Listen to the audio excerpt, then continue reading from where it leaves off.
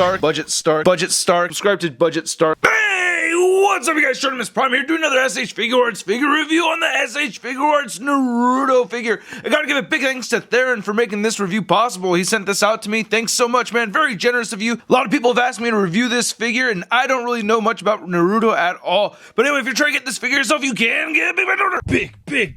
Get your big badass toys at BigBadToyStore.com.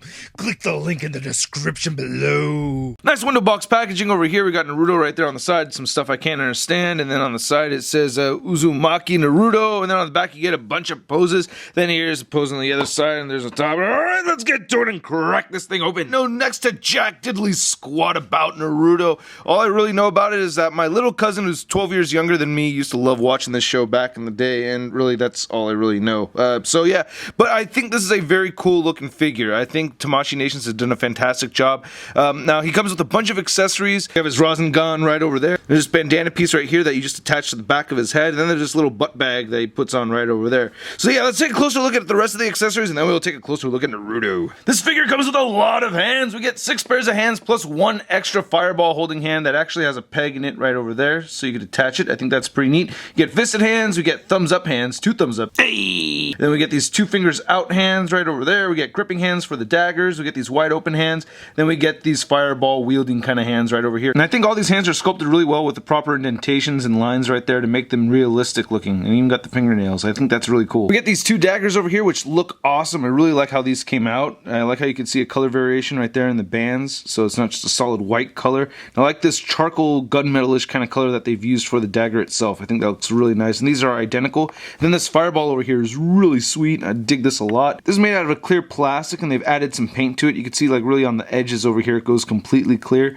You can see this frosty light blue color coming in there, and it gets to a darker blue towards the more clumped up sections, and I really like the paint detail around the swirl, and the sculpting on this looks really nice. I dig this a lot. This is a very cool part of the figure. So you just have to look at the directions and then follow how they explain to plug this all in there, but when you see this attached, that is just perfect. That looks great. Face! Yeah, we get 4 different facial expressions over here that are interchangeable. You can see he's just, not making any expression right over there.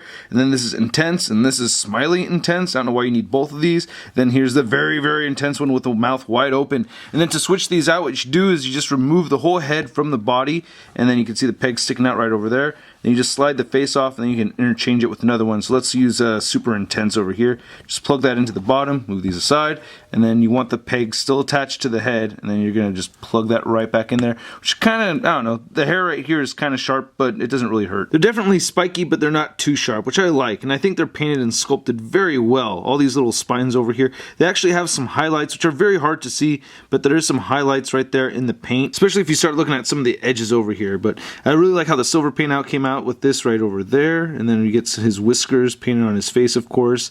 Then looking at the rest of the bodysuit over here, I think it looks really cool. I like the zipper coming all the way down here, nice silver paint for that. His turtleneck looks pretty good. Another logo right there on the side, some nice red paint detail on there, and I like the shadowing effect on his suit, on the orange sections anyway. I think that looks really cool. I think it came out very clean. It looks like he has a little bit of a paunch going on right there, and then some nice wrinkles sculpted in here, and these bandages going across his thigh look pretty nice. Then you get those open toes. Oh yeah, we get those Naruto toes. Even have some nice sculpting at the bottom of those chanclas. So yeah, not bad looking figure. There's a butt bag again. It's actually shaded very nicely. That looks pretty good.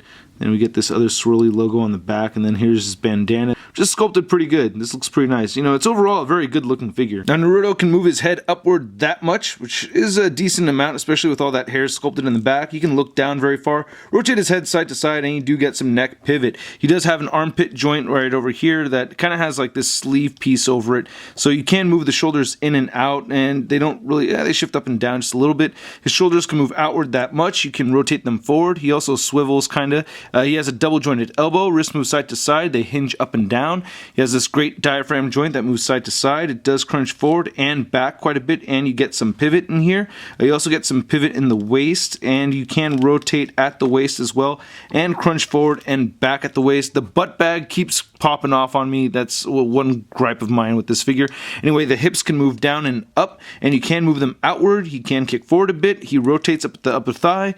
He rotates at the upper thigh. He has a single jointed knee that goes all the way in that much, and he rotates at the ankle side to side, down, up. Beautiful ankle pivot, and oh yeah, spot that articulation. Naruto stands right at around 5.5 inches tall. And for a size comparison, I couldn't think of anyone else except for the SH Figuarts Super Saiyan Goku and the Marvel Legends Big Time Letdown Spider-Man. And one gripe of mine is I think this figure should have come with a stand. I think it would have been very fitting for this type of character and the action poses you want to get him in. But anyway, I think it's a great figure overall, especially if you're a Naruto fan. I like the figure and I'm not even a fan of the show or anything. So again, thanks Theron for making this review possible. I hope you guys liked my video. If you did, please hit that like button. Don't forget to leave a comment and subscribe. And check out toynewseye.com for a photo gallery of images and shartimusprime.net for my daily blog. I'll catch you guys later.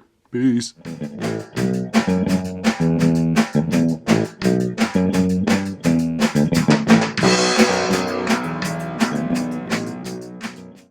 everyday display gave it a spark. Welcome to articulated comic book art. That's crispy. Nice window box, Pat. Nice window. Thank